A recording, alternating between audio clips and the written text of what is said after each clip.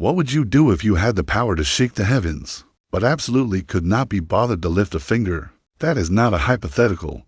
That is the story of Li Lan, the laziest genius the human race has ever produced. His grandfather is the Emperor, one of the most feared beings alive among the human race Federation of Blue Star. His grandmother was a saint maiden whose beauty became the stuff of legends. His siblings have all stepped into the divine realm, training until their knuckles bled and their bodies begged for rest. And Li Lan, firstborn heir to all of that, spends every waking hour in a wheelchair, too lazy to feed himself. A maid spoons food into his mouth while the entire Li clan watches with barely concealed shame. But here is the thing the clan does not know, the thing Li Lan has never bothered to explain. He is not disabled. He just cannot be bothered to walk, because Li Lan is a transmigrator, a soul from another life dropped into this world 17 years ago. And in that previous life, he learned one brutal lesson that rewired everything about how he chose to live. The harder you shine, the more the world demands of you. So this time, he decided he would not shine at all. No training before dawn, no rivals knocking at his door, no lecture tours across top academies, just a wheelchair, someone to handle everything, and the long, quiet pleasure of doing absolutely nothing. Blue Star is not the world it once was. 3,000 years ago, the spiritual energy awakening began. The alien realm merged with this world, and 10,000 clans rose to power overnight. The human race has always been at a disadvantage in this new order, outnumbered and outmatched on every front. Only warriors like the Emperor, men who bled for humanity across countless battles, kept the human race from disappearing entirely. Li Lan's father understood this. That is why, on the boy's 18th birthday, he finally snapped. Go to Xiangnan First High, he said. Live like a commoner for once. Understand what the rest of the world actually looks like. Li Lan did not argue. Arguing takes effort. He just shrugged and let them wheel him out the door. The principal of Xiangnan First High had been briefed well in advance of Li Lan's arrival. 300 security guards deployed around the clock. Any accident and the principal's career was finished. The red-haired man standing across the desk from him made that perfectly clear, without raising his voice once. And so, on an ordinary morning, homeroom teacher walks into class 3 with 2 new transfer students. One of them is seated in a wheelchair, an eye mask hiding his face, impossibly handsome even at a glance. The other stands behind the chair, sharp-featured and unreadable, handling the wheelchair with the practiced ease of someone who has done it 1,000 times. The classroom erupts before either of them can say a word. Who are they? Why are they so handsome? Did they even take an entrance exam? One voice answers another and another joins in. Someone mentions connections. Someone else mentions old money. A boy mutters about fairness while the girls around him stare straight past him. The teacher raps the desk and calls for introductions. The one pushing the wheelchair steps forward first. His name is Sushin, mid-rank early-stage fire element sorcerer, study companion to Li Lan. The room goes silent and then explodes again. That talent level, that cultivation. And he is just a companion? Who exactly is this person called Li Lan? Every pair of eyes in the room turns toward the wheelchair. Li Lan does not look up. He closes his eyes and goes back to sleep. That is the full extent of his introduction. Sushin replaces the eye mask, steps to the podium and says simply, "Please look after him." Then he steps down. The classroom has nothing left to say. Even the teacher has run out of words. They take their seats in the back row. Then something that baffles the entire class happens. Sushin leans close and whispers something. Li Lan stands up, walks to his seat, and immediately falls asleep face down on the desk. The class watches in stunned silence. A bird lands on Li Lan's back. He does not flinch. Sushin shoos it away. What Sushin had whispered was simple enough. "Young master, you really do not want me wheeling you around this entire school, do you?" That was enough. One sentence. That was the only motivation Li Lan needed to use his own legs. Hours pass and Li Lan does not move. 5 hours in, Sushin hauls him upright and feeds him spoonful by spoonful. Half the class does not know whether to laugh or feel something they cannot name, even eating. He is unfairly handsome. That evening, Sushin carries him into the dormitory. Their room is a 2-person suite, converted from to singles for easier supervision. Li Lan drinks water through a straw Sushin holds for him, then falls back asleep without a word. His mind, though, is wide awake. It always is. He simply cannot be bothered to open his eyes. For hours into the night, a mechanical chime sounds inside his head. Transmigration confirmed. The Supreme Talent System has been awarded. Please make your selection. Li Lan does not move. He cannot be bothered. An hour of silence passes and the system gives up. The Supreme Villain System arrives next. Do you wish to become the greatest villain across all realms? Li Lan ignores it. The God-Forged Slayer system follows. Li Lan ignores that one too. This repeats 4 or 5 more times through the night. By dawn, every prestige system in existence has departed in frustration, and what arrives in their place is something different. The Supreme Laziest system, it does not wait for confirmation due to host's failure to respond. The system has auto-bound. Element type selected automatically, fire, because a gold element could not take hold of Li Lan's particular constitution. Talent rank, triple senior, power awakening complete, and then, because Li Lan refuses to cultivate even now, idle mode activates. The fire element is furious at your laziness and has begun auto-cultivating on your behalf. Bonus time active. Li Lan, barely moved by anything, actually smirks at the notification, tired already. He thinks, you are useless. The fire element reads it as a challenge. Cultivation resumes with double intensity. Bonus 8. This becomes the rhythm of Li Lan's life at school. Sleep. Eat when Sushin forces food into his mouth. Sleep again. The fire element cultivates in furious bursts, collapses from exhaustion, it's mocked by Li Lan, and starts again harder. Within days his cultivation climbs to low rank mid-stage, without him lifting a single finger deliberately. One morning, Sushin is brushing Li Lan's teeth and accidentally drives the brush straight up his nostril. Li Lan is furious, but cannot be bothered to say so. The dead fish stare holds. Sushin apologizes and then freezes. He felt it, a raw surge of flame energy from somewhere deep inside Li Lan, gone in a heartbeat, but real. Li Lan has no intention of telling anyone about the awakened talent. Being known as a prodigy is exhausting. Look at his eldest brother, up before dawn, training past midnight, defending the clan standing at every turn.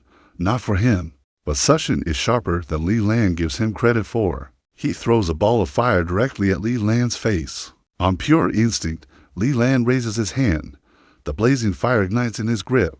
He closes his fist and snuffs it out. Only then does he realize he has been played. He turns to find Sushin staring at him in complete shock. When did you awaken?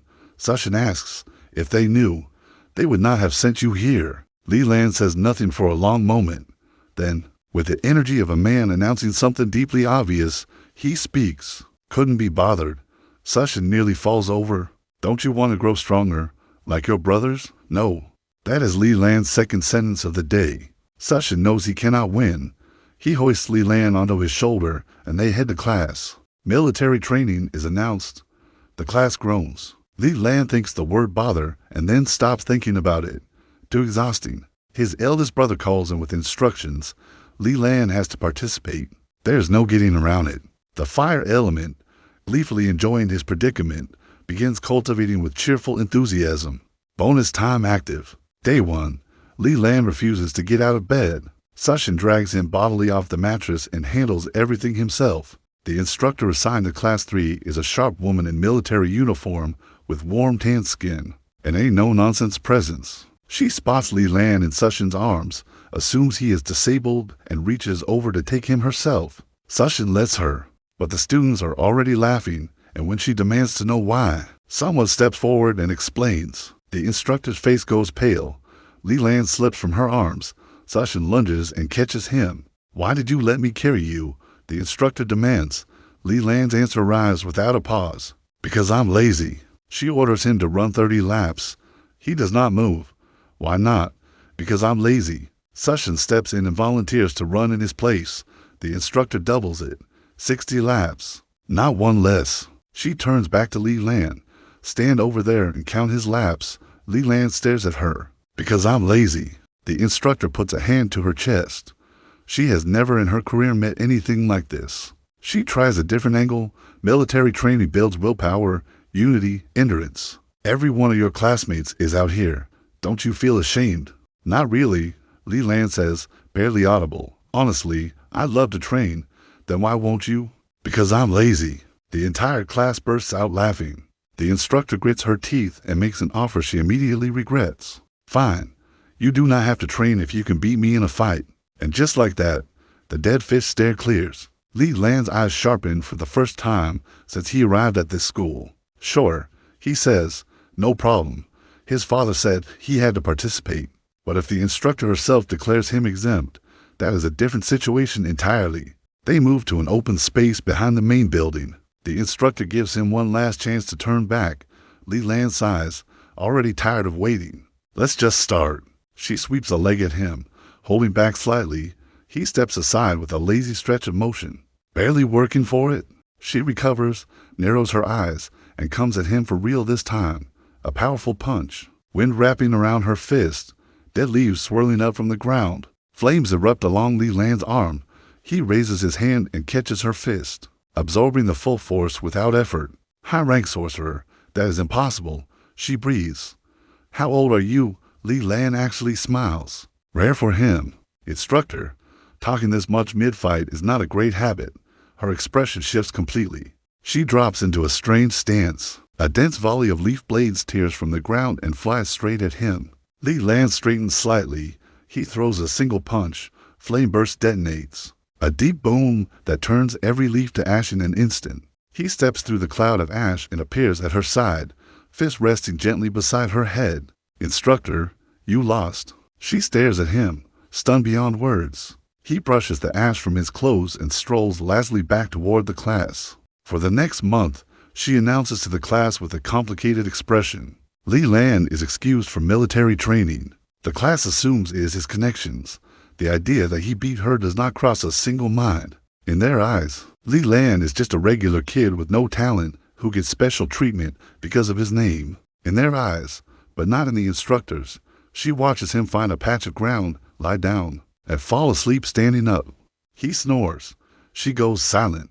The entire class goes silent. Sushin finishes his 60 laps and films a passable video from behind to send to the eldest brother. In a luxury villa in Longjin, Li Lan's father watches the video and bursts out laughing. The boy has finally shaped up. He notices the standing posture looks slightly off, almost like the kid is asleep.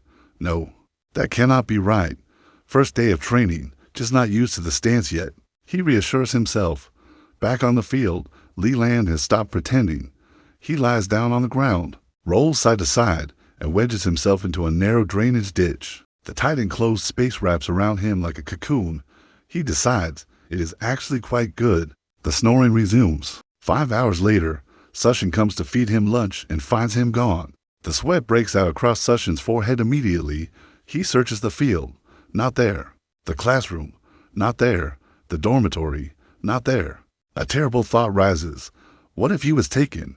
What if a rival clan has him? This could spark an all-out war between the races. Sushin runs to the homeroom teacher. The homeroom teacher runs to the principal. The principal goes pale. He calls the security station, lock down every exit. No one leaves. Find Li Lan, whatever it takes. A full school-wide search, over 1,000 people, sweeps every corner of the building and the surrounding area. Nothing. By evening, the principal has opened his notes app and begun typing a farewell letter one word at a time. Sushin sits on the ground, face blank, a hollow feeling in his chest that has no bottom. Instructor Hao is in tears. It's all my fault, she keeps saying. If I had just watched him. Meanwhile, in the drainage ditch, the fire element wakes up, decides it is disgusted by Li Lan sleeping in a ditch, and begins cultivating out of sheer spite. Li Lan tries to stretch. He finds he can barely move. He opens his eyes. The sky has turned to dusk. He climbs out of the ditch, brushes himself off, and thinks, why has Sushin not come to feed him? He follows the mental map in his head toward the school gate and rounds a corner. Sushin is there, crouched in a small corner like an abandoned animal, arms wrapped around his knees, eyes red. Not far behind him, a crowd has gathered, teachers, instructors, the principal himself, every face grim and ashen. Li Lan cannot be bothered with any of that. He heads straight to Sushin. Sushin, what's wrong? Sushin leaps up and grabs him. Are you hurt? He looks him up and down, hands checking for injuries. Just a bit dirty. Did you cry? Li Lan stares at him. Sushin's expression stiffens instantly. Who cried?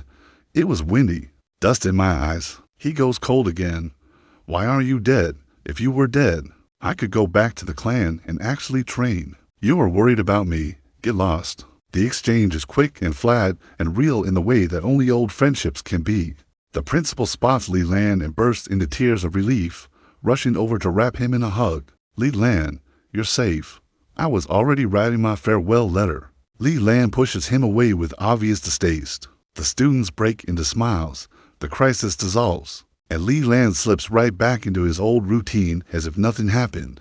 Sushin and the principal quietly assign him a dedicated security guard, a stone-faced man who stands outside his window at all hours. Li Lan gets used to the face eventually. He gets used to everything, as long as it does not require effort. A month passes, military training ends, students flood the gate in tears, handing handwritten letters to the instructors. Li Lan raises a hand in farewell to Instructor Hao. She had been in good spirits until she saw his face and a dull ache returned. Regular classes resume. Li Lan goes back to sleep. The fire element goes back to cultivating in furious, indignant bursts. Another half-month passes before the principal calls the entire year group to the assembly hall. A secret realm. The military has approved access.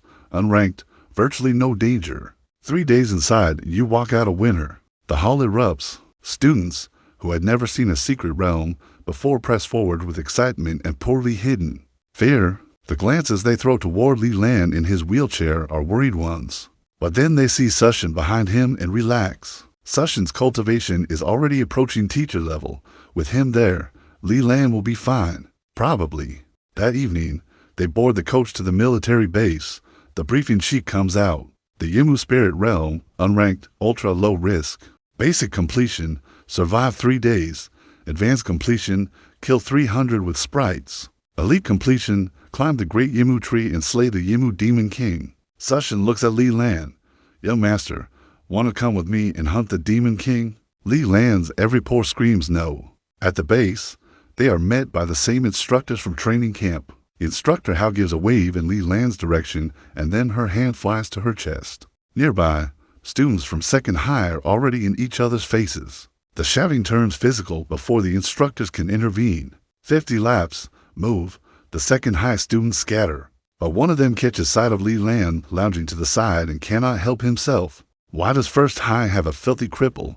Is this a school for the disabled? The words land like a slap, and before anyone from first high can react, Sushin appears in front of the boy and drives a fist into his face. The boy swings back.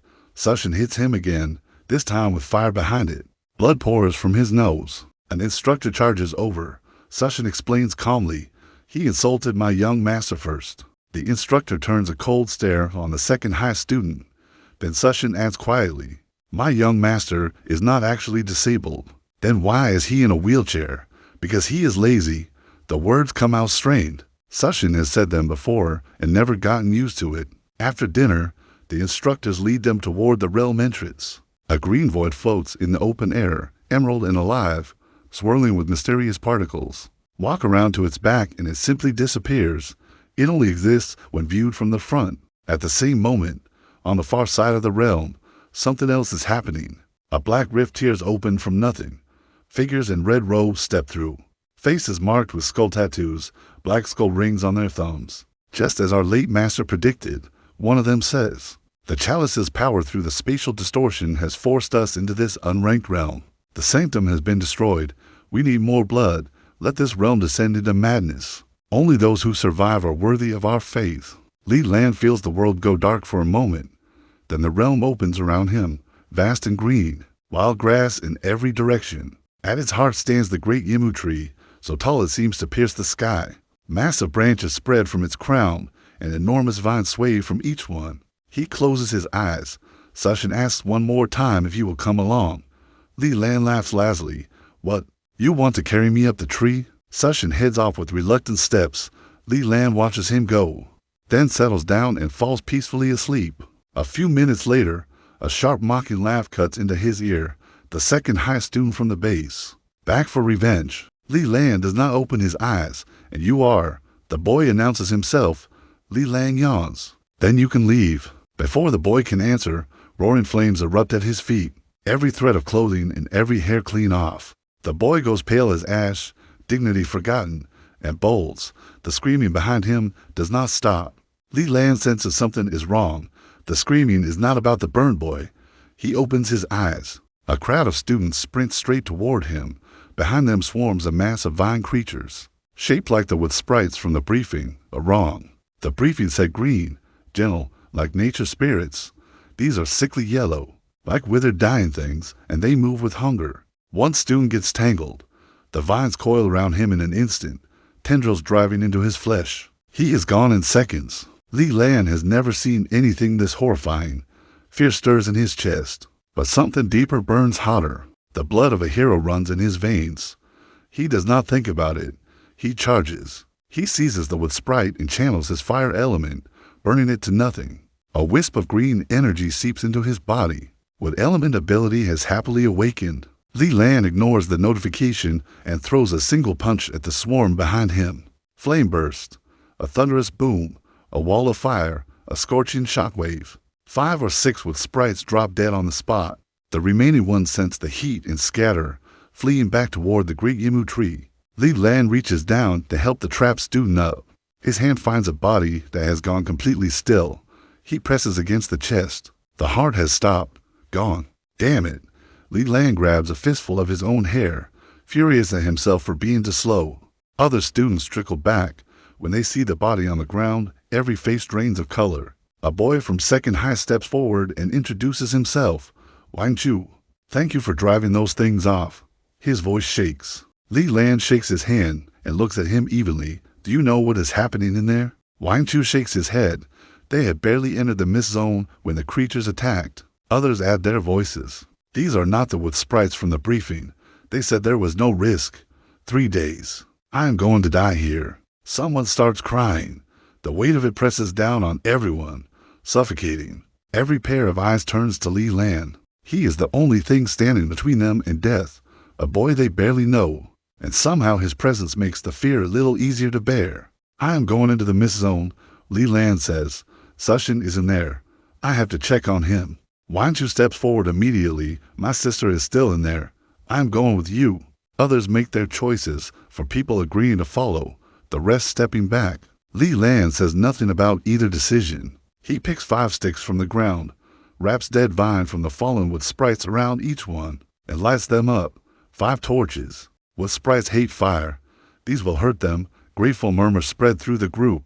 Together, they step into the mist. Creatures lunge from the dark immediately. Li Lan dispatches 3 without effort. The others take down to more working together. Wang Chu snaps a torch upward. A wood sprite drops from directly above them.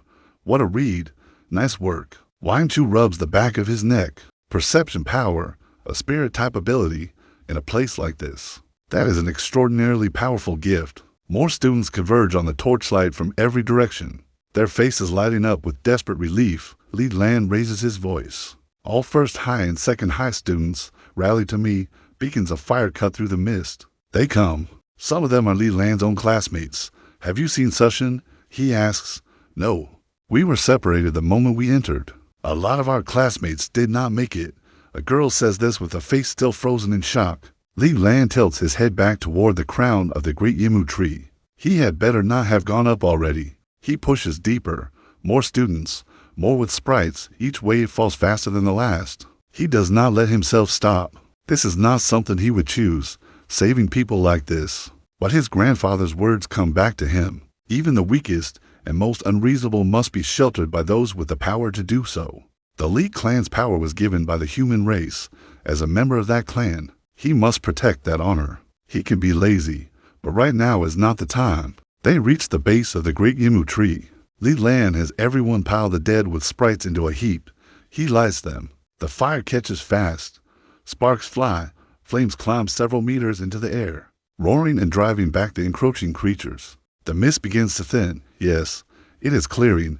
Voices break out around him, shaking with relief. But that was only the beginning. A black shape plummets straight down from above. A figure in a flowing red robe. It lands smoothly in front of Li Lan. What passes for a face is horrifying. Dried corpse skin, no eyes. Only hollow sockets with maggots writhing inside. Its voice grates out like something chewed through and broken. You dare interfere with Black Coffin's work? Then you will be the first to become our seed. A wave of pure malice rolls off the figure. The students round Li Lan go rigid.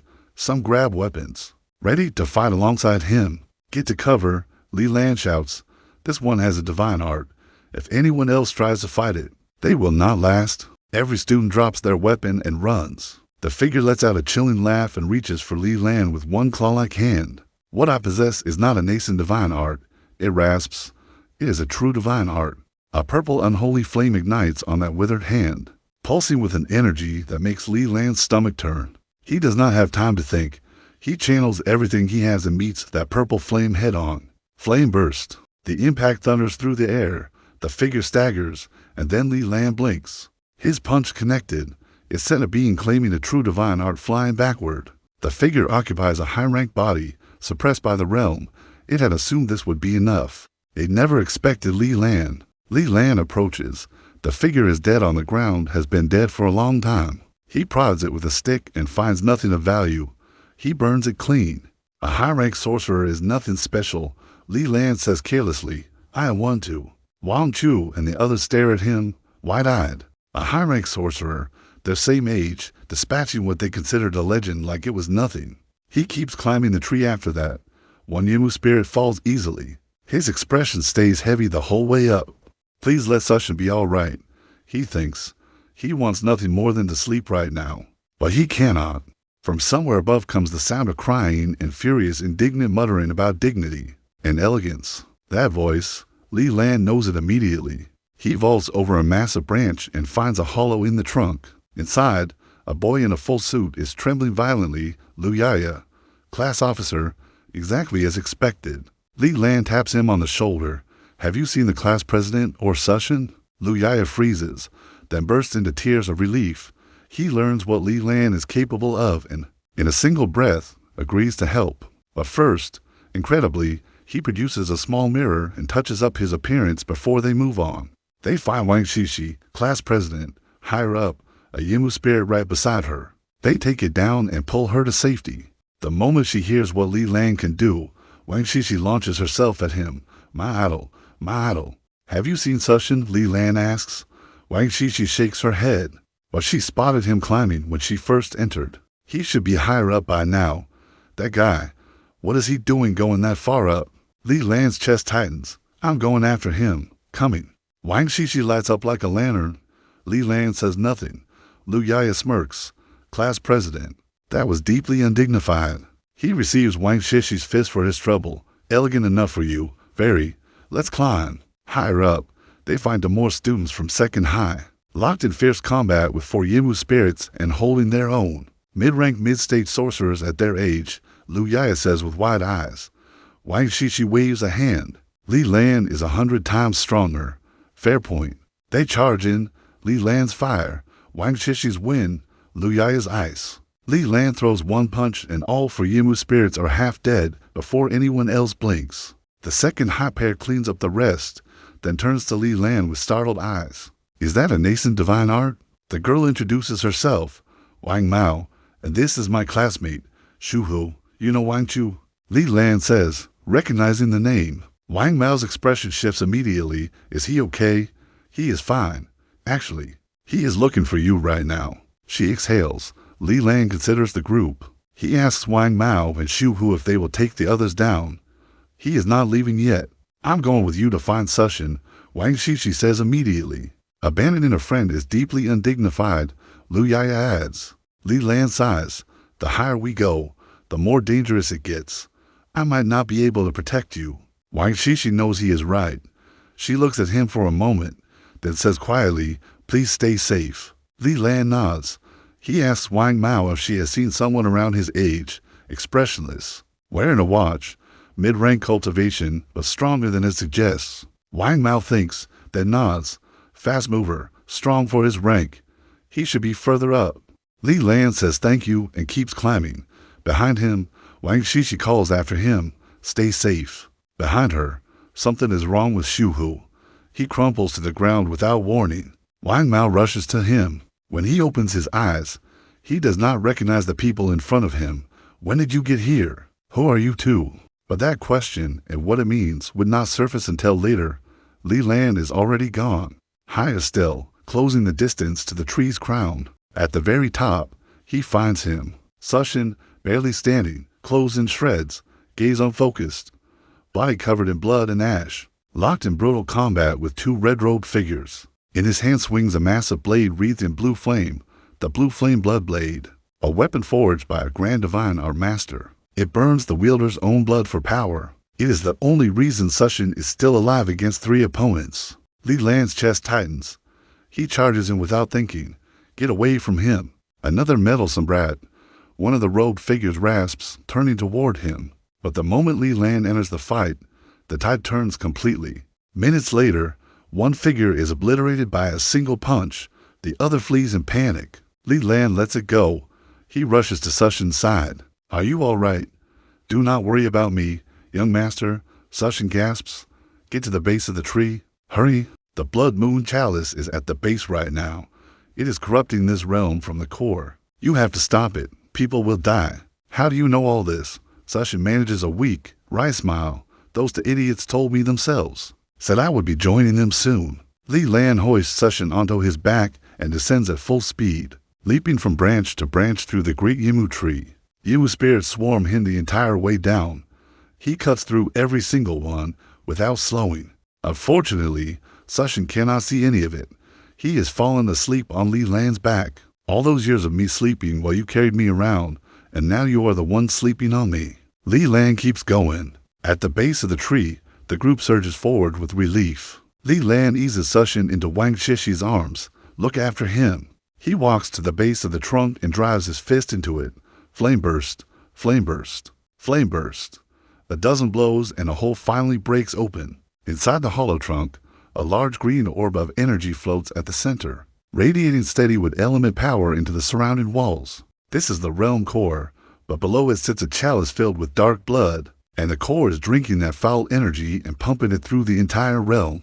That is why the wood sprites mutated, corrupt the core, corrupt everything it touches. Li Lan squeezes inside and kicks the chalice over. He raises his foot to smash it and flies out of reach on its own. He lunges after it, and then he cannot move. The realm core has locked onto him with an overwhelming pulling force, holding him completely in place. And then something inside him responds.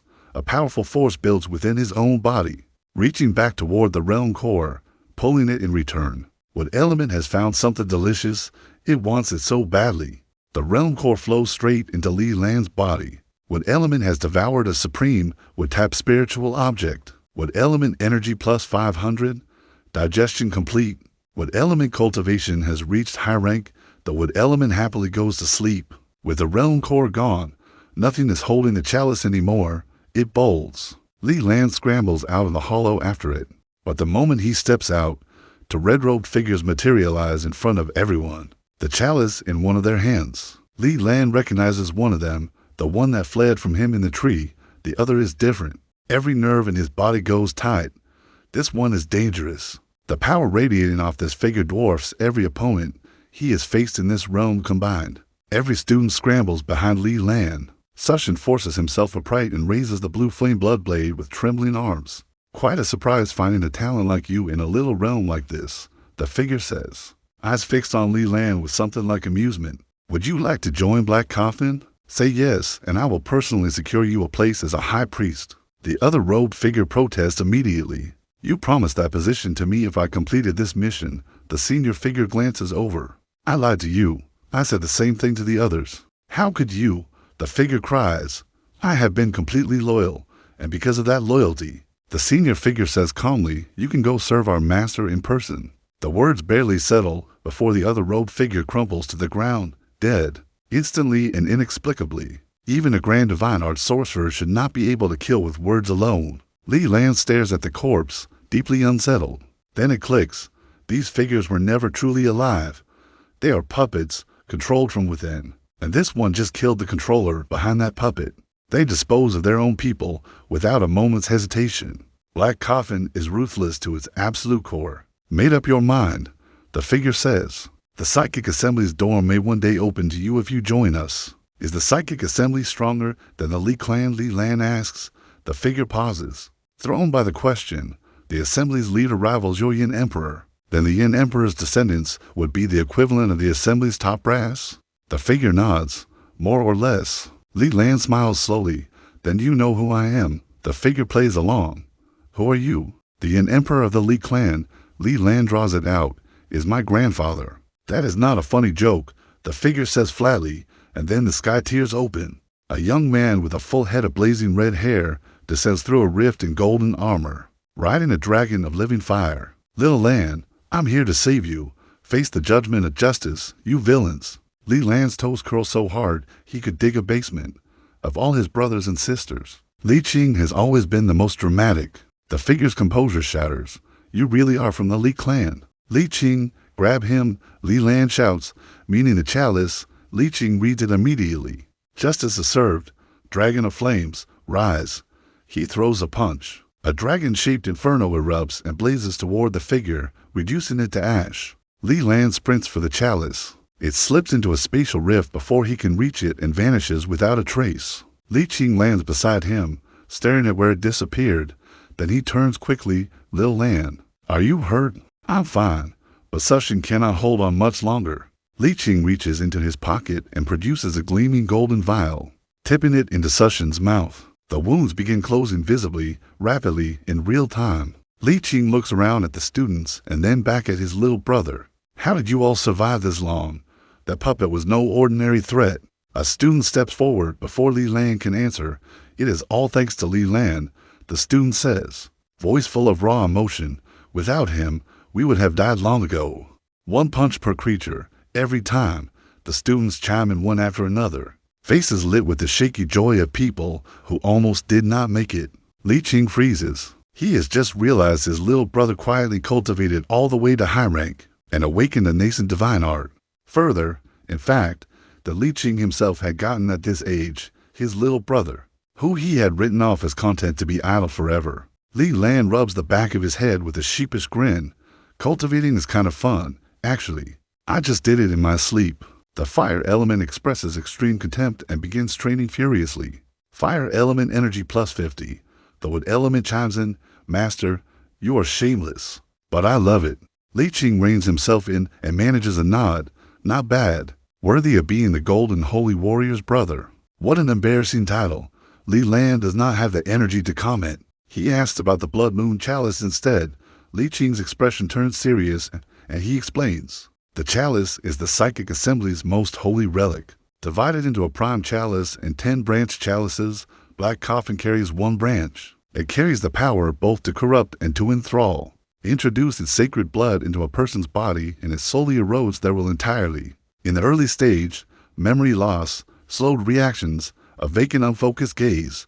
In the mid-stage, skin reddening. In the late stage, that person's life belongs to the chalice holder. A vacant unfocused gaze. The image of Sushin at the top of the tree flashes in Li Lan's mind. Every muscle in his body tenses. Before he can ask, another voice cuts in from the side. If someone has been infected with sacred blood, what can remove it? It is Wang Mao, Wang Chu's sister. Both Li Lan and Wang Mao listen closely to Li Qing's answer. To methods, obtain the blood moon prime chalice and draw the sacred blood back into it. Or use blood purifying medicine, which cannot eliminate it, but can slow its spread. Li Lan asks casually if the authorities find someone in the early stages of infection. What do they do? Imprisonment or execution? Wang Mao goes pale and quietly steps away. Li Qing checks Li Lan's energy channels, satisfies himself that he is clean, and relaxes slightly. Inside, Li Lan's chest feels like a stone. That severe contamination energy the system purged earlier, that was sacred blood, and if the system caught it in him, Sushin absorbed the same essence from the Yimu Demon King. Sushin has it too. Once they are out, the military will run checks on everyone. Sushin will be found, and the military does not spend money on medicine. There is only execution. Sushin is his friend, his brother, the person who has been by his side every single day for years. There is no version of events where Li Lan lets that happen. He turns to Li Qing with his most pitiful expression. Li Qing, I'm exhausted. Can you take me and Sushin out early? Li Qing frowns. The military needs to check everyone first. Rules are rules. Your words, Li Lan says, a sly light entering his eyes, because the moment we're out, I'm telling our second sister that her brand new Sailor Moon dress, the one she just bought, was stolen by you. Li Qing's face drains of color. How do you know about that? Because I was asleep in her wardrobe at the time. Li Lan fixes Li Qing with a long, meaningful look. Li Qing, I never knew you were that kind of person. I was wrong. I'll take you both out right now. Please, please do not tell your second sister. She will kill me. Before leaving, Li Lan takes Wang Mao's contact information from the way she asked that question. Someone close to her has been infected. He wants to be able to reach her. Li Qing shatters the spatial barrier with a single punch, and all three of them emerge into the outside world.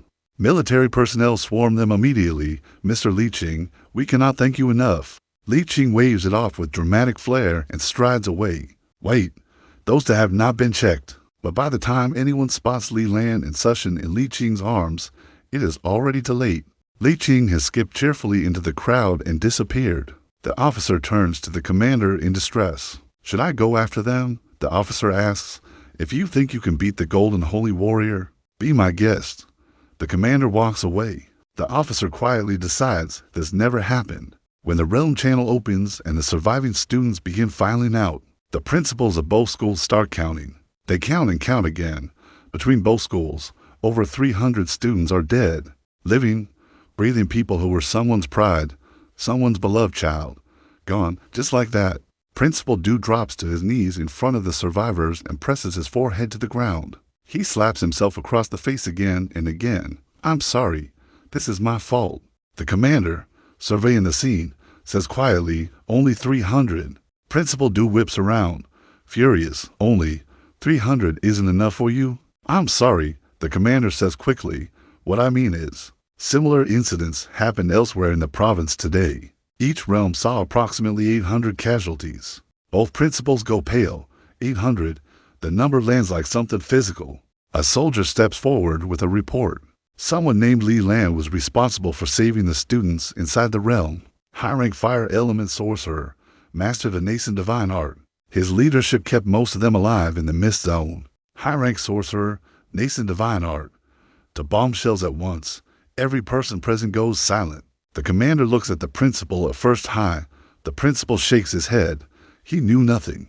The commander draws a slow, deep breath.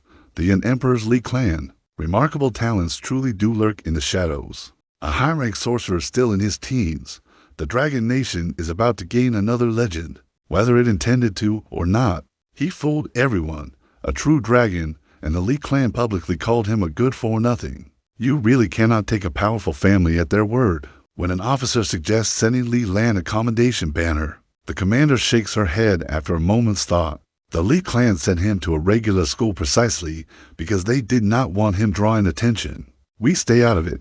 Back in the dormitory, Sushin tells Li Lan directly, I have been infected with sacred blood. For your safety, I have to turn myself in. Li Lan's anger flares. He sweeps the dinner Sushin prepared off the table and onto the floor. Sushin, if you walk out that door today, I will consider you dead to me.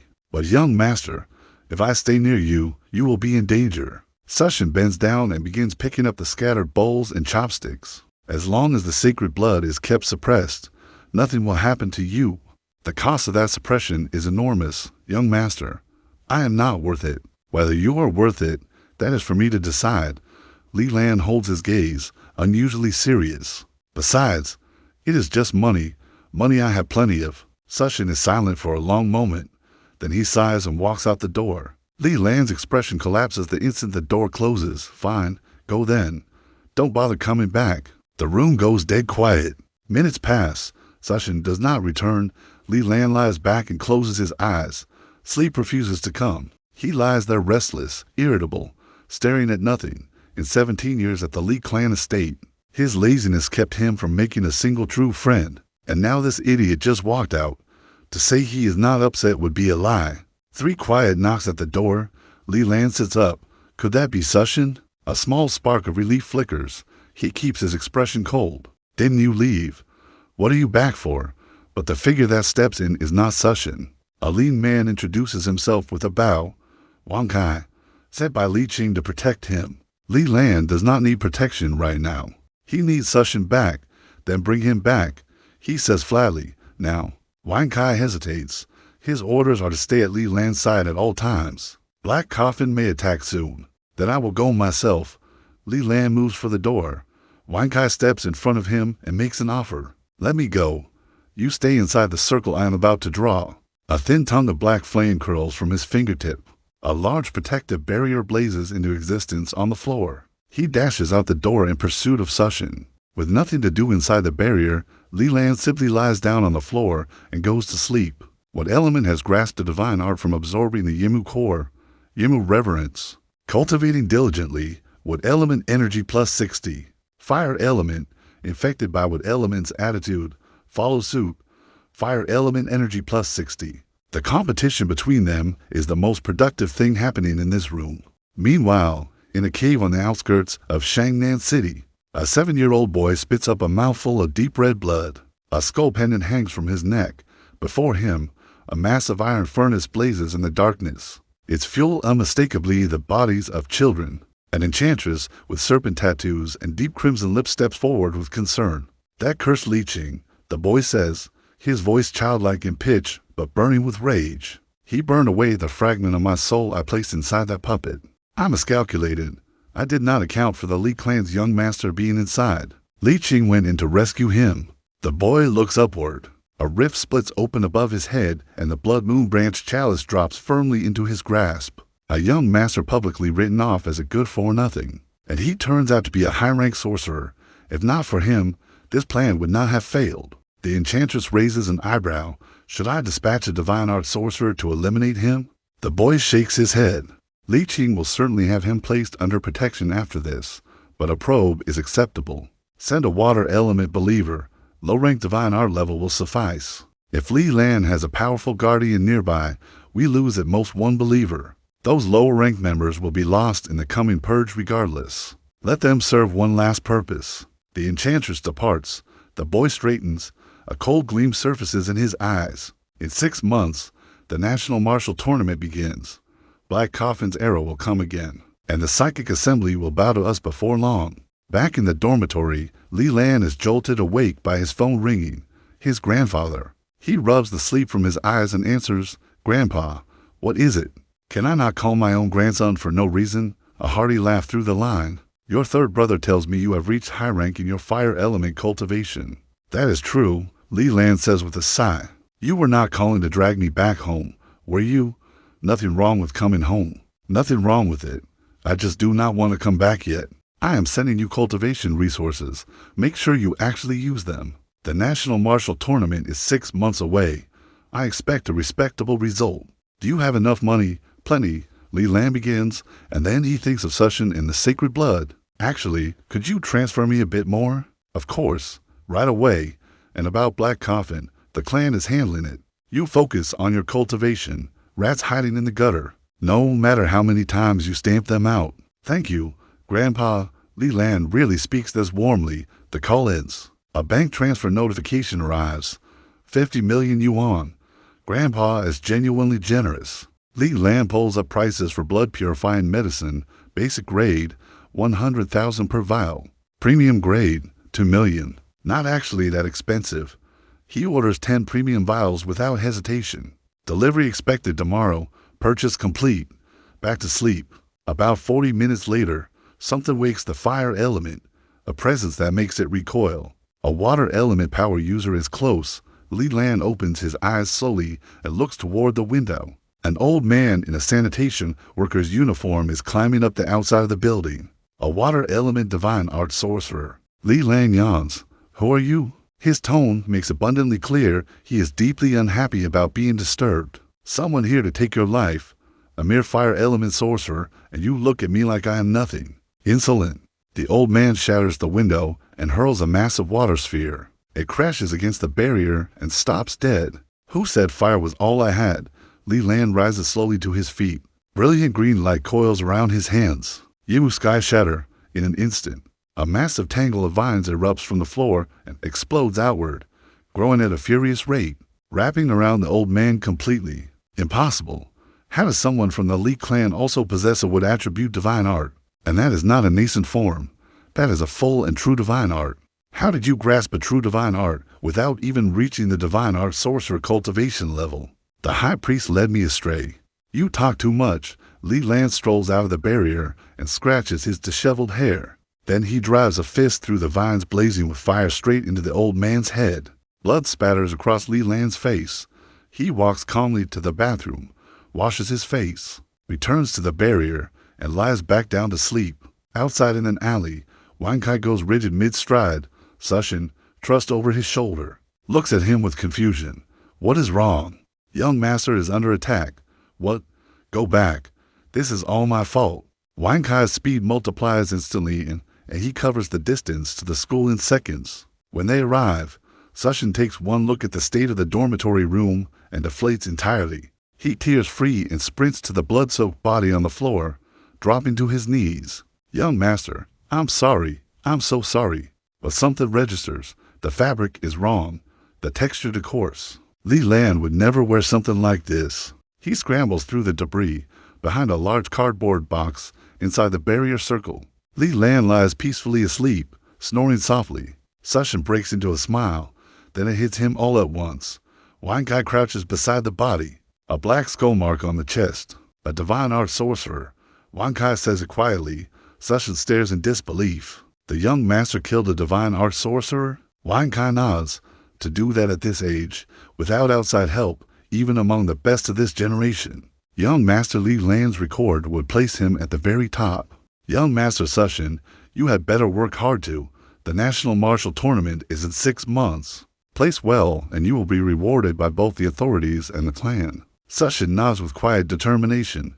Then the thought of the sacred blood returns. He orders blood-purifying medicine on his own, spending a painful amount. That evening, Li Lan wakes to find Sushin standing there. Didn't I say, if you left, don't bother coming back? Sushin shifts awkwardly. Young master, you were wrong. Yes, and now you know it. So what? I'd have already found a new attendant. He starts tomorrow. Li Lan stretches with a long lazy yawn and rolls over. Young master, I truly am sorry. If you are sorry, go buy me a wheelchair. Mine was left behind in the secret realm. Sushin's face lights up. That means he is allowed to stay. A few hours later, Sushin returns with a new chair and a package from the clan. Li Lan tears it open. A surge of intense heat rolls out. Fire element energy stones, packed to the brim. More than most people could afford in a lifetime. Li Lan reaches his hand in. Every stone vanishes instantly. Fire element consumes a large quantity of fire attribute energy stones. Cultivating intensively. Fire element energy plus 100. All energy stones fully digested. Fire element sorcerer cultivation has advanced to high rank late stage. Li Lan peers into the empty box. A slim booklet rests at the bottom. The body tempering art. The Li clan's dedicated physical cultivation method. His grandfather obtained it from a secret realm in his younger years. This is not sent casually. Grandpa is completely serious about the tournament. Li Lan lets out a long sigh and opens the booklet. The system speaks immediately. 17 errors detected in the body tempering are currently being studied by the host. The system has automatically corrected them. 17 errors in a Li clan heirloom technique. Li Lan watches his body grow stronger step by step as the corrected art works on him. And he is genuinely startled. He has no intention of telling the clan. Those old traditionalists would never believe him. The next day, the medicine arrives. Li Lan hands it to Sushin. Sushin says a quiet thank you and barely speaks for the rest of the day. Li Lan understands. His mind must be a complicated place right now. He leaves him alone. That evening, a message arrives from Wang Mao, who disappeared after coming out of the realm. His parents came to school and withdrew him. Now the whole family has moved out. Do you know what happened? Li Lan exchanges a few messages with her, then puts down his phone with a sigh. Hu was taken, pulling Sushin away before the checks was the right call. If he had not acted when he did, he might be reading a withdrawal notice for Sushin instead. 6 months pass. The fire element cultivates diligently. The wood element cultivates diligently. The thunder element, newly awakened from a chance encounter with a treasure hidden in a small secret realm, cultivates diligently.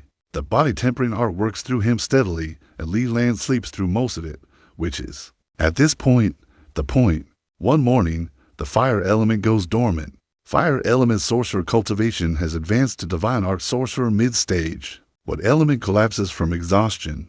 What element cultivation has advanced to Grand Divine Art Sorcerer early stage? Thunder element, seeing the others have stopped, also halts. Thunder element cultivation has advanced to Divine Art Sorcerer early stage. Li Lan, deep in sleep, twitches one eyebrow in mild surprise. Sushin wakes him with news. The principal wants to send the two of them, along with two upperclassmen, to the provincial capital for the National Martial Tournament qualifier. Entry requirement: high-rank sorcerer. After 6 months of training, Sushin has reached high-rank late stage. He qualifies. Li Lan flatly refuses to go. He rolls back over. Sushin hauls him upright. The principal said you have to attend. A faint sardonic note crosses Li Lan's face. Your grandfather also said you have to go, otherwise. He will personally travel from Longjin to Shangnan and make his feelings known with a bamboo cane. Li Lan goes very still. Then, slowly, he sits up. Fine. Push me over there. In the principal's office, the four students hear their charge. Whether the school receives funding this year depends entirely on how they perform. 3 voices respond with confident assurances. Li Lan says nothing. He has already fallen asleep in his wheelchair. The principal's eye twitches. Sushin, when he wakes up, makes sure he is informed, of course. As they leave, Wang Xiaojin drops his voice to warn them. A lot of the upperclassmen are unhappy about being passed over for you two. Watch yourselves. Sushin nods. Understood. As they pass an empty corridor, 5 tall, broad-shouldered young men step out. We just want to see for ourselves, one of them says with a cold smile. How talented these so-called geniuses actually are. Li Lan, who has apparently woken up at some point, looks at the 5 of them with cold eyes. I will count to 3. If you do not get out of the way, you will regret it. 3, 2. They laugh. That wheelchair, that face, the sheer audacity of it. One of them mutters concern about Li Lan's backing. The one with green-eyed hair, Q Minghao, scoffs. Fear. I do not fear anyone. If he earned his spot through connections alone and not talent, I will be the first to object. Sushin steps in front of Li Lan. Let me handle this, young master. Otherwise, we will end up paying for repairs again. What are you implying? That all I know how to do is destroy things? Li Lan says coolly. Then go ahead. All 5 shift their attention to Sushin. You alone. Sushin's expression goes ice cold. Against trash like you, one is more than enough. Q Minghao steps up himself.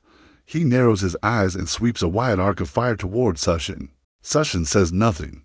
Fire erupts from his palm, a massive vortex that expands and swallows everyone in the corridor in an instant. A thick vine shoots from the floor and wraps a protective barrier around the 4 who had not attacked. Li Lan's doing, without a word, without breaking a sweat. When the flames die down, Q Minghao is on the floor, burned from head to toe, trembling with shock. His companions stare. One of them looks at Li Lan with a complicated expression. Why did you protect us just now? Li Lan does not answer. He looks at Sushin instead. Not bad, but you need to work on controlling the range of your divine art. Catching bystanders next time will be a problem. Understood, young master. Sushin wheels him away. Q Minghao slowly gets to his feet. He calls after Li Lan at full volume. Your strength is real. I respect that. From today, no one from the upper years will bother you. Let's go. Witnesses, who had been watching from inside nearby rooms, finally dared to come out. Q Minghao is top 5 in the upper years, and Sushin took him down in one move. If Sushin is that strong, Li Lan must be even stronger. And whoever still doubts it has simply not been paying attention. 9 days later, they head to the provincial capital. Li Lan, beforehand, had received a call from his eldest brother, stationed there before heading to the border. Come see me. Just the 2 of us. I want to see your strength for myself. Li Lan summons the private jet without argument. Li Qingyang, the first young master of the Li clan, sits in the presidential suite reading The Art of War when they arrive. Red hair tied in a short ponytail, lean muscle speaks of raw strength. The quiet presence of an emperor surveying his domain. The eldest grandson of the Yin Emperor. The one who single-handedly cut down 3 grand divine art sorcerers from the savage spirit clan, saving hundreds of thousands of lives. Sushin greets him with barely concealed excitement. A man meeting his idol. Li Qingyang glances at Li Lan in the wheelchair. Still this lazy. Let him sleep. Sit down. Tell me everything that has happened these past 6 months. When Li Lan wakes, his eldest brother says simply, come spar with me. They move to the training hall. I will hold back my power. Come at me with everything you have. Li Lan's fists ignite. He launches himself forward, drawing on every combat technique he had absorbed without trying, while Li Qingyang reads every move before it arrives. To slow Lan, speed is the soul of battle. He carries himself like a seasoned commander, stern, unshakable, guiding a soldier. Li Lan fires a blazing tiger from his fist at close range. Good, you are improving. But it is not enough. Li Qingyang leaps straight up. A true warrior adapts to any situation. Outthink your opponent to outfight them. Can you speak plainly? Li Lan mutters and turns the words over fast in his mind. His eyes catch something in the corner of the training hall. He throws another punch to block his brother's line of sight, sprints to the corner, grabs a sack of lime powder, and flings it into the air, bursting it open. A white cloud billows through the hall, stinging both their eyes. Li Lan has no time to care. He dashes to his brother's position and swings hard with a blazing fist. In an instant, the lime cloud clears. Li Qingyang has caught his fist in his right hand. You've made real progress, but your combat technique is still rough. Keep working on it. As expected of the eldest brother, nothing gets past him. Li Lan's technique is still amateur. Only what he picked up from Li Mimi's notes, and it shows. Understood. Li Qingyang checks his phone. It's getting late. I have to go. I'll be waiting for you on a battlefield. Lan, stay safe, big brother. After he leaves, Li Lan collapses onto the sofa with a groan. If only he could lie here forever. On the day of the qualifier, the arena is packed. Mostly spectators drawn by the 5 exceptional talents already on everyone's radar. Thunder Beast Wen Zitao, youngest divine art sorcerer in the province, sitting in composed silence with a cup of coffee, drawing screams from the stands. Lone Wolf Wu Qianzi, poison and beast transformation combined, already infamous for leaving opponents hospitalized. Elegant Prince Uwainer, whose striking looks have won her an army of devoted admirers. Shadow Arrow 5-6-7, wrapped head to toe in black, face hidden behind a dark mask, discipled under the legendary poison demon's rival in the Tang sect. And from Wangchang First High, a quiet newcomer named Fang Heng, who no one had noticed until he wasn't on anyone's screen, and then suddenly he was everywhere. Reporters and live streamers sweep cameras across the arena, landing on the favorites. Among those cameras, more than a few zoom in on Li Lan's face. Impossibly handsome, then they see the wheelchair and move on. A support staff member, obviously. The tournament begins. Li Lan's first match. Fan Long of Zhang at First High, a strength-type power user who had defeated a divine art sorcerer, while still ranked high rank himself. Sushin has not even made it back to the rest area when it happens. The referee announces the match. Fan Long looks at the boy in the wheelchair and lets out a sharp laugh. Well then, I'll take this win. The next second, a burst of flame flares beneath his feet, a thunderous boom, and Fan Long is outside the stage. Fan Long sits up from the ground frozen. He wasn't the only one. Every spectator in the arena, the referee, all of them have gone still. What just happened? It was so fast no one saw it, and then from the judge's platform, an aged voice rings out. Stage 3, Li Lan wins. The crowd erupts. A dark horse. Where did this one come from? Fan Long slowly pushes himself to his feet. His leg buckles. The explosion compound fractured his leg. He stares after Li Lan's retreating figure, and fear creeps over him. On the judge's platform, an elder whispers to his colleague, "That technique, flame burst. The Li clan bloodline divine art, and if he is not mistaken, this is the emperor's grandson." This year's tournament is full of surprises, and it is barely getting started. A few hours later, commotion from Stage 7. A student from Wangchang First High named Fang Heng defeats Su Weiner, one of the 5 top favorites, in a single move. "You are very strong, Fang Heng." Fang Heng smiles lightly.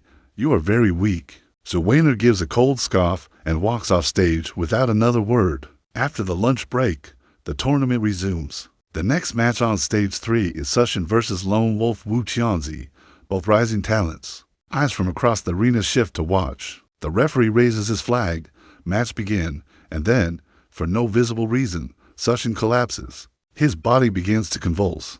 His skin flushes red. Veins of crimson spread across the whites of his eyes. Wu Qianzi's lips curve into a cold, vicious smile. His claws begin to lengthen. He moves toward Sushin, slow and deliberate. Someone in this arena carries sacred blood of exceptional purity. enough to trigger Sushin's infection from a distance. Li Lan jolts awake. Wu Qianzi is nearly on top of Sushin. He's not yours to touch, Li Lan says. Says who?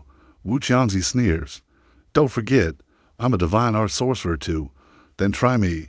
A crackling buzz rises from Li Lan's fists. Fire ignites around his knuckles. He drives a punch directly into Wu Qianzi's chest. Wu Qianzi moves to block. He cannot stop it. Li Lan breaks clean through his guard and the blow lands dead center. Wu Qianzi coughs up a mouthful of blood. His entire body launches backward through the air and crashes into the judge's platform, splitting the wooden table clean in two. Li Lan stands on the stage like a god of fire above the mortal world, loose strands of hair drifting across his face. Countless faces change color. Two thoughts rise in every mind at once. 1. He is terrifyingly powerful. 2. He just broke the rules and is in serious trouble. Thunder Beast One Zitao stares at Li Lan, genuinely startled. That punch. He couldn't track it at all. Fang Heng goes rigid. Only 6 months. He breathes, disbelief written across his face. How is he already this strong?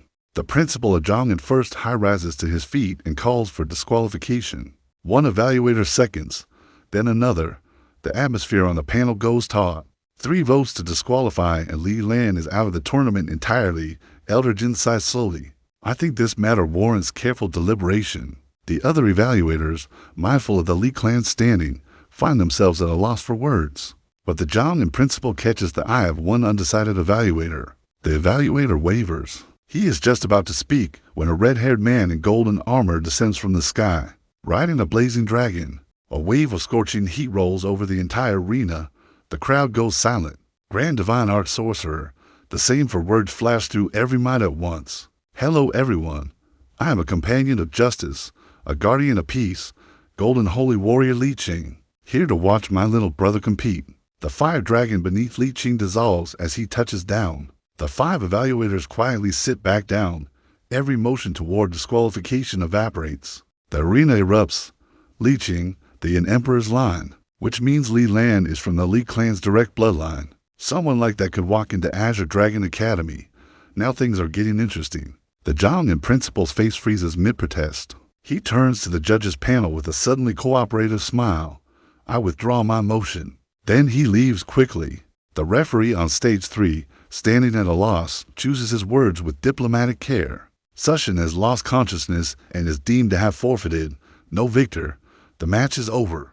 Everyone turns to Wu Qianzi, unconscious on the judges' platform debris. The evaluators wave for staff to carry him away. Li Lan carries Sushin to the rest area and sits him in the wheelchair. He checks his pulse, steady. Only then does he allow himself to breathe. Li Qing settles beside him.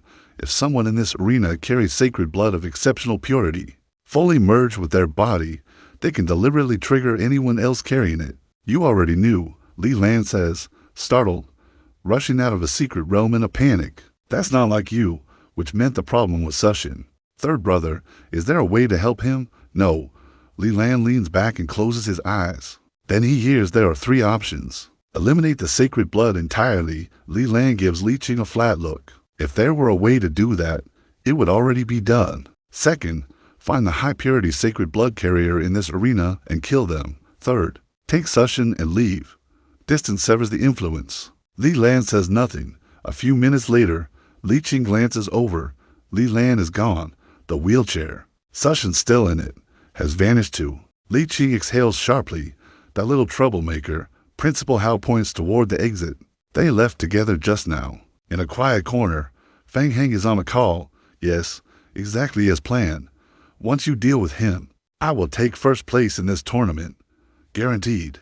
That evening, Lone Wolf's master makes a sudden appearance. The poison demon, Du Gu Qianxing, Grand Divine Art Sorcerer, killer of alien realm enemies by the vileful. His first act is to heal Wu Qianzi's injuries. His second, to elevate Wu Qianzi's cultivation to mid-level Divine Art Sorcerer. His third, to declare he wants Li Lan on the ground. Outside the arena, 3 Grand Divine Art Sorcerers have gathered. Du Gu Qianxing fixes Li Qing with an amused, taunting look. Golden Holy Warrior, it's been a while. Old Poison Master, I would rather not see you at all. Li Qing replies coldly. You raided my medicine garden 3 years ago. Raided? You lent that to me, And when are you planning to return it?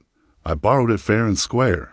Why would I give it back? Du Gu Qianxing looks like he expected exactly this. Fine. Then don't blame my student tomorrow when he puts your little brother in a hospital bed. We will see who ends up in a hospital bed. I look forward to it.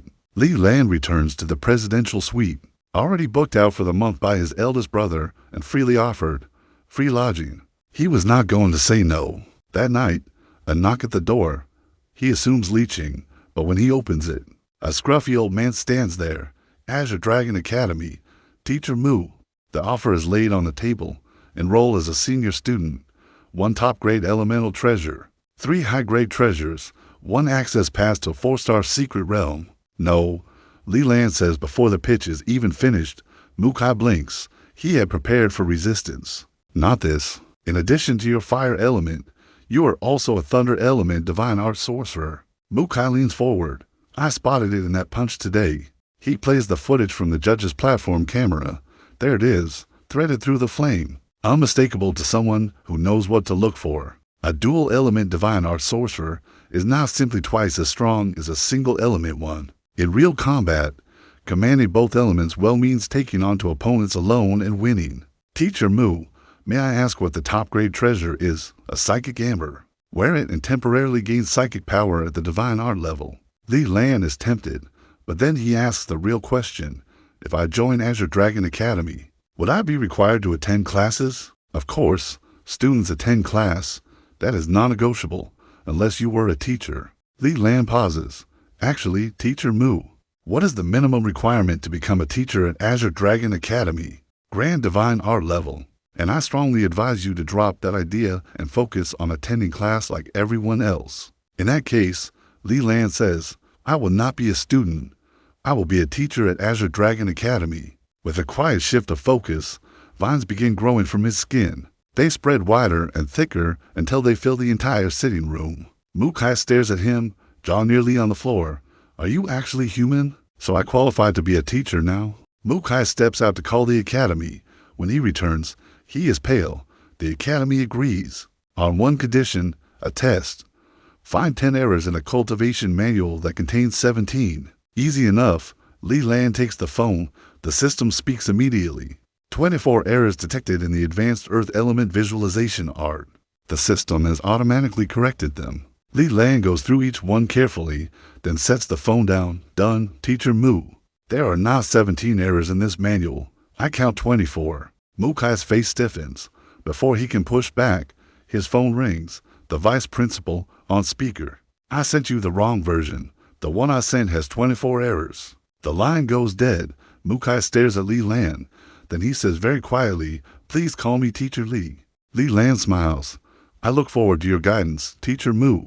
Mukai turns and flees. Li Lan calls after him.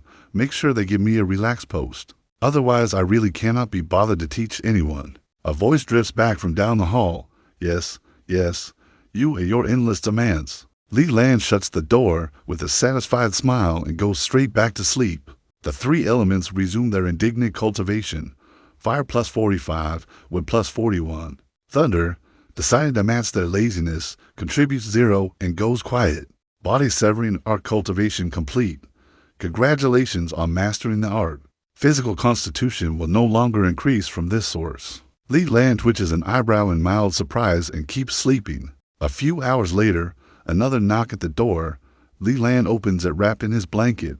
A 7-year-old boy stands there, a skull pendant around his neck. Dark energy begins pouring from the boy's nose, eyes, mouth, and ears. Grand Divine Art Sorcerer. The realization hits Li Lan like a thunderbolt. He kicks the boy hard, sending him flying. The boy slams into the wall with brutal force. The wall crumbles. He hops down from the rubble, eyes bright with amusement. Lelan, we meet again. The high priest of the black coffin in a child's body. He had considered inviting Li Lan to join them, but looking at him now, that seems unnecessary. A massive black serpent of condensed dark energy lunges at Li Lan. He slams the door and vaults aside, barely clearing the strike. Thunder and fire erupt from his fist. He drives the punch into the serpent. It explodes apart. It reforms instantly. The high priest laughs. You have thunder element as well. This just keeps getting better. You'll make a fine new vessel for me instead. A mass of tentacle tears from the boy's navel and whips toward Li Lan with savage speed. A black serpent strikes from the other side at the same moment. Li Lan sprints for the rooftop, more tentacles tear free, replacing the boy's legs entirely, carrying him in a frenzied charge through the corridor, crushing everything in his path. Li Lan bursts through the rooftop door and drops from above it, fire and lightning blazing across his body, fist driving straight down at the high priest. The high priest moves to intercept with his tentacles, and then realizes, without knowing when it happened, that every single tentacle is already wrapped tight in a dense tangle of vines. What element? Grand divine art level? The child's face flashes with pure shock, delayed to react. Li Lan's fist connects. A deafening crack. The tentacle struck bursts apart. Pale red flesh scattering across the rooftop. The high priest shrieks. The flesh begins pulling itself back together. Li Lan shifts his focus immediately. Vines erupt in every direction, coiling around the mass and locking it in place. Flame bursts. Every vine detonates at once. A wall of heat blasts across the rooftop and fire pours into the night sky. The mass blasts to scattered fragments. The high priest glances at the pieces and they crawl back into his navel on their own. Li Lan channels his thunder element and a bolt of lightning as thick as a child's arm comes roaring down from the sky. The high priest opens his mouth. His jaw stretches open over a meter wide, a cavernous bloody maw, and swallows the lightning whole. Body-type power, the devouring maw. Li Lan cannot hold back the thought. Doesn't that disgust you? Disgusting. Why would it? Li Lan says flatly, it is just deeply wrong. The high priest glances down at the crowd gathering far below and smiles. Then he leaps into the darkness and vanishes into the night. I'll be back for you, Li Lan. I'd rather never see you again. Li Lan watches until he is certain the high priest is truly gone. Then he exhales. That thing is terrifying. An endless bag of horrifying tricks. He goes back inside. The door is still standing. The wall behind it is not. He checks on Sushin. Still fine. He lies back down and goes to sleep. The next morning, the finals. The arena more packed than the day before. 5 new evaluators from the 5 grade academies seated on the judges' platform. Li Lan's sports teacher Mu among them. He takes his seat in the Shangnan First High section. Greetings come from every direction, mostly from people he has never seen. Principal Hao tells him he is the only one left from their school after he left yesterday. Everyone else lost. Li Lan nods without opening his eyes. Do not worry, Principal. I'll do my best. The first half sees every competitor matched against Li Lan forfeit on the spot. His performance the day before was that convincing. Li Lan lies back and lets the elements cultivate. The second half explodes into action. 20 competitors remain. All 10 fighting stages are cleared away. A massive circle is marked across the arena floor. Obstacles fill it.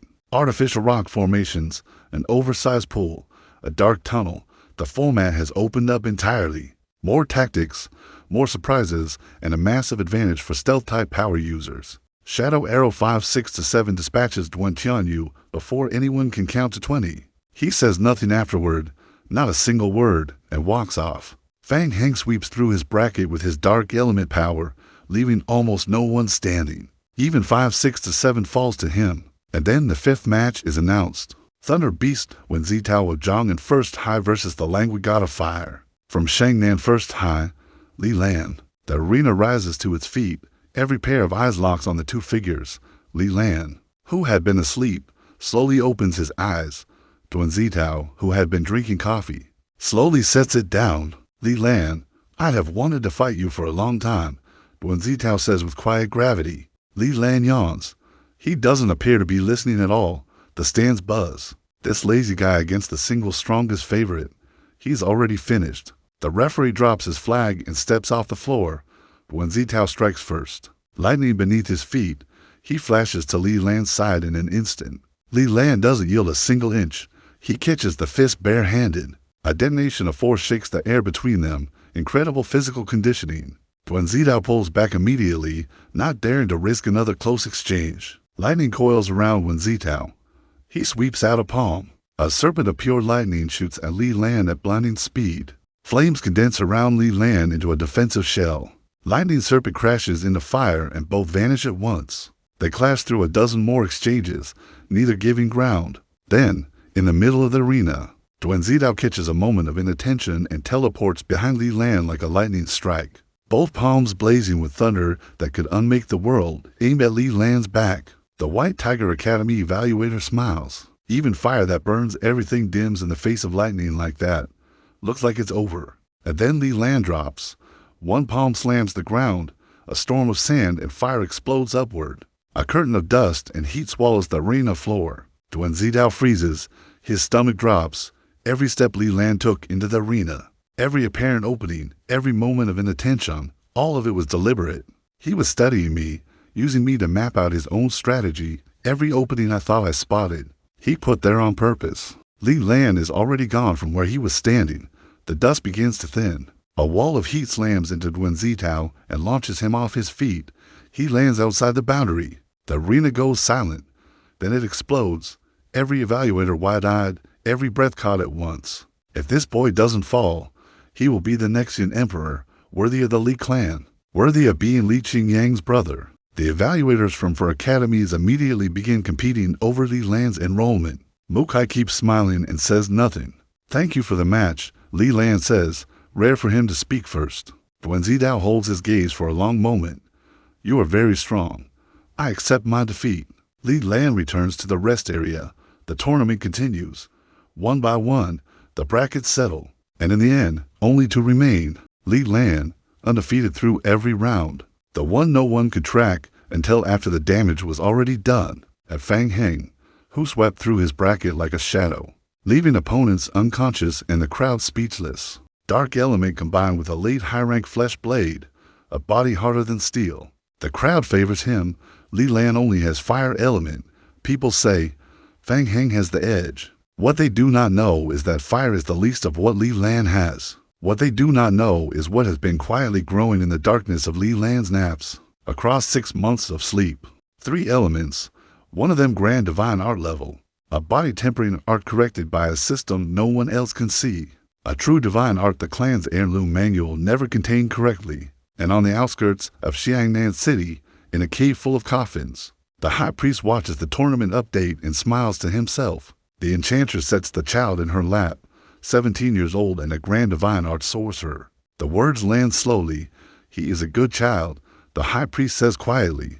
The enchantress stares at him and laughs without a sound.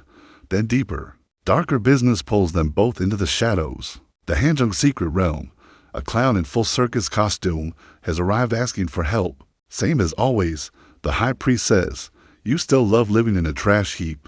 What do you want? The smile stays. The candles flicker. Something worse than what came before is taking shape in the dark. But that is a problem for a different day. Right now, there is a final to win. In the arena, Li Lan and Fang Heng face each other across the massive open floor. Obstacles between them, floodlights above. Thousands watching from every angle. Li Lan yawns. This drives the crowd absolutely insane.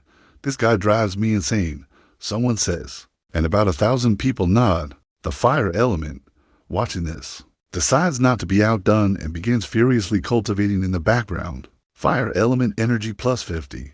The referee raises his hand. The arena goes quiet in a way that stadiums rarely do, not because anything has been said, but because both figures on the floor carry the kind of weight that silences a room without trying. Li Lan looks at Fang Heng with eyes that are, for once, fully open, focused, still. Fang Heng looks back at him with a slow, dangerous smile. The same smile he wore the night he made a phone call promising someone Li Lan would be dealt with. There is history here that the crowd cannot see, a betrayal threaded through the bracket, waiting for its moment. But no one in this arena knows that yet. What they see is 2 young men standing across an obstacle field from each other, about to fight for a championship. The flag drops, and that is the moment Li Lan stops pretending to be ordinary. Not because someone forced him, not because he was caught, because Sushin is in a wheelchair in the rest area with sacred blood in his veins, because over 300 students died in a realm that was supposed to be safe, while Li Lan slept in a drainage ditch, because his grandfather's voice came through a phone call that night saying, the National Martial Tournament is 6 months away, and I expect a respectable result, because his eldest brother's hand caught his fist in the training hall and said simply, you have made real progress. And because the laziest genius the human race has ever produced is still, underneath all of it, a grandson of the Yin Emperor. The blood of that line does not disappear just because you sleep through class, refuse to walk, and let a system cultivate for you while you snore in a drainage ditch. It runs in the hands that caught fire without thinking. It runs in the feet that climbed the great Yimu tree until every student inside was safe. It runs in the fist that split a judge's table to protect someone who was down on the floor, in front of an opponent who had no intention of stopping. The crowd is watching the tournament final. What they are actually watching is something they will not fully understand until much later. They are watching the moment a sleeping dragon decides, just for today, to open its eyes all the way. 3 elements, 1 truth. The laziest heir of the most powerful clan in the human race is standing on an arena floor, with no eye mask, no wheelchair, and nothing left to hide. Not because he changed. He is still the person who cannot be bothered to walk to class or feed himself, or argue with his father. He is still the person who fell asleep standing up during military training, and rolled into a drainage ditch and decided that was fine. He is still, definitively, the laziest person anyone at Xiangnan First High has ever encountered. But lazy and weak are not the same thing. They never were. And anyone who confused the two is about to find that out. The arena watches, Fang Heng watches. Teacher Mu on the judge's platform watches with the patient smile of someone who already knows something no one else does. And somewhere in a luxury villa in Longjin, a red-haired man will open his phone soon and watch a video. And for the second time in as many months, he will burst out laughing, because the boy he sent to Xiangnan First High to learn what hardship looks like ended up showing the province what power looks like instead. Not through relentless training at 5 in the morning, not through lecture tours and cultivation challenges, and the endless exhausting work of being a prodigy. Through sleeping, mostly, and letting the furious fire element cultivate out of spite, and letting the wood element eat a realm core because it was hungry, and letting the thunder element, most days, contribute absolutely nothing and go quiet. Li Lan did not choose to be extraordinary. He chose to be left alone, and the universe simply refused to accommodate him. Every system rejected him except the one that matched his energy. Every cultivation resource his grandfather sent was absorbed in seconds. Every error his eyes passed over was corrected without effort. The world kept demanding things of Li Lan, and Li Lan kept finding the laziest possible way to deliver them, and somehow every single time, that laziest possible way turned out to be terrifying. That is the story, not of a hidden genius training in secret, not of a young master burning with ambition under a humble disguise. The story of a boy who genuinely, sincerely, with every fiber of his being, simply could not be bothered, and became a legend anyway. Because some people are born carrying a weight they never asked for, and the smartest thing you can do with that weight is sleep on it. Let it carry you. Let the fire element cultivate out of rage. Let the wood element eat whatever it wants. Let the thunder element take a day off. And when the day comes that the referee drops the flag, and someone dangerous is standing across the floor from you, open your eyes all the way. Just this once, just enough, because you are Li Lan, grandson of the Yin Emperor, the laziest genius in all of Blue Star, and you have never once needed to try hard to change the world.